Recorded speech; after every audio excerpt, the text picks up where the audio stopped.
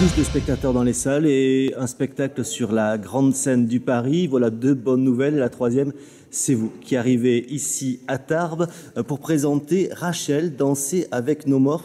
Alors Delphine Bentolila, c'est une création originale. Oui, c'est une création originale et une écriture collective qui a été travaillée donc avec les 8 comédiens au plateau.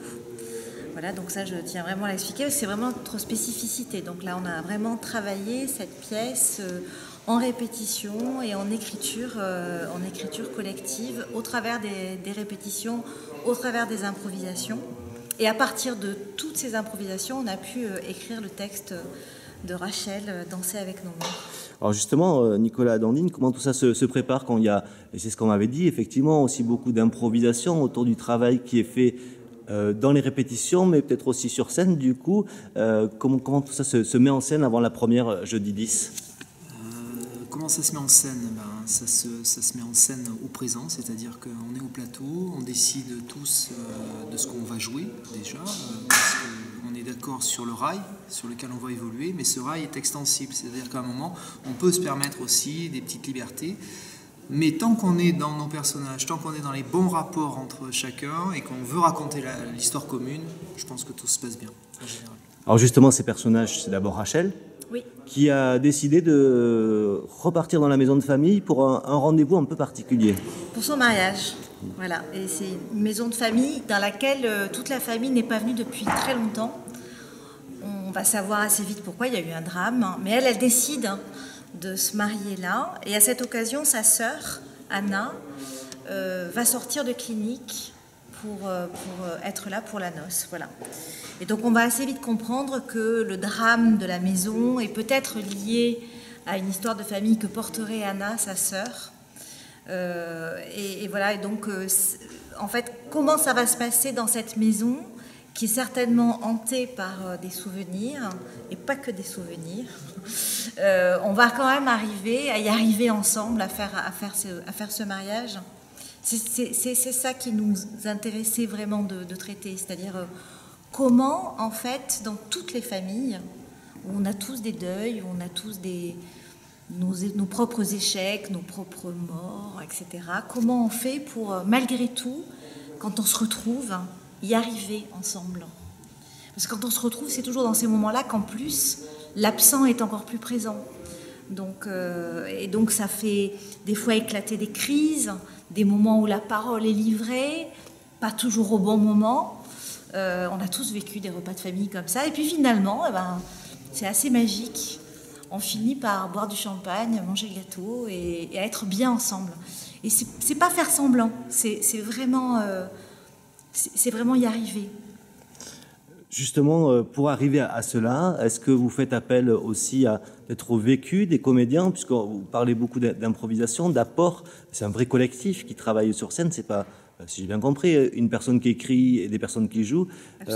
Est-ce que là aussi, l'apport personnel de chaque personne qui interprète les personnages est importante ? Oui, c'est primordial. C'est-à-dire que quand on monte un projet, depuis qu'on a créé Bail Collectif, chaque projet arrive avec son équipe qui est renouvelée, c'est-à-dire chaque comédien n'est pas seulement un comédien, c'est aussi le propre metteur en scène et l'interprète et l'auteur de ce qui va se jouer au plateau. Et pour ça, après, il y a toujours quelqu'un qui va diriger un petit peu le travail. Mais quand je dis diriger, c'est pas dans le rôle metteur en scène qui impose une mise en scène. Au contraire, là, la liberté totale jusqu'au dernier moment est là. Et les comédiens sont force de proposition dans ce qui se passe au plateau, dans l'écriture, dans les mots qu'ils emploient. Et ça part forcément d'eux, parce que notre jeu, celui qui nous intéresse le plus, c'est celui d'être au maximum au présent de la représentation. Est-ce que ça veut dire aussi que chaque représentation est forcément différente ? Est-ce qu'il y a des humeurs peut-être différentes aussi le matin ? Oui, c'est ça, forcément différent, non, mais on peut de toute façon, ça c'est vrai qu'on a l'habitude de se donner toute la liberté qu'on veut. Donc en effet, si on trouve qu'à un moment donné une scène ne va pas, on peut la changer pour le lendemain. Ça, il n'y a rien de figé. Et puis oui, en effet, l'humeur, l'état, la façon dont on va être au moment présent où on va jouer, le public, en fonction aussi de ce qui se passe là, la pièce va être différente. Oui, puis on arrive avec nos humeurs, de toute façon. Donc chaque jour est différent. Il y aura peut-être certains soirs où on sera plus fatigué que d'autres. Et ça, c'est le métier de comédien qui veut ça. On n'est pas des robots. On va arriver avec nos fragilités, nos forces. Et c'est ça qui va mettre la représentation dans un renouveau permanent. Et c'est ce qui nous fait le plus kiffer dans ce métier. C'est le théâtre de l'acteur. Voilà, nous, on aime bien dire ça. C'est vraiment... et c'est du spectacle vivant. Enfin, vivant. Donc oui, c'est toujours unique. Et j'imagine que sur une thématique comme ça de spectacle, de Rachel danser avec nos morts, l'humeur aussi du spectateur qui va recevoir ce spectacle, ses émotions, ses secrets, parce que vous le disiez, on a tous des deuils, on a tous des petits secrets de famille. Ça peut aussi faire ressurgir des choses au spectateur, oui. Et ça sera aussi forcément différent d'un soir à l'autre. Absolument. Et d'ailleurs, quand on dit danser avec nos morts, c'est avec les morts de tout le monde. C'est-à-dire qu'on va, oui, c'est ça, ça va résonner. Nous, ce qu'on a envie, c'est de vous raconter une histoire, mais cette histoire, si vous la recevez, c'est parce qu'au fond, quelque part, vous allez vous y retrouver d'une manière ou d'une autre. Bien sûr, les histoires sont toutes différentes, mais il y a des résonances parce qu'on est tous des êtres humains. Ouais, je crois que c'est ça.